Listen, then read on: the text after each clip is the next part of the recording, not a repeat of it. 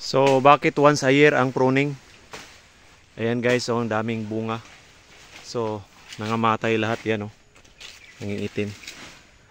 Pag di kasi kayo nag pruning every year ng heavy pruning, kasi renewing of leaves nga, dapat maintain natin yung height ng kakao. Daming bulok.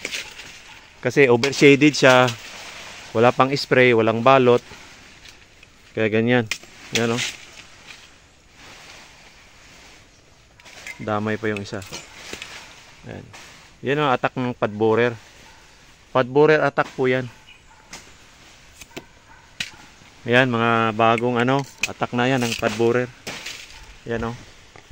Sira na yan, oh. Diba? Sira na yan. So kailangan talaga once a year heavy pruning, renewing of leaves. Pero yung pruning every 3 months yon.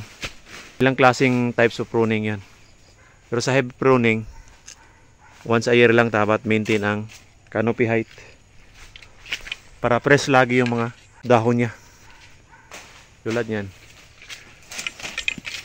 Hindi pa to grafted, wala pang pruning, 10 taon na.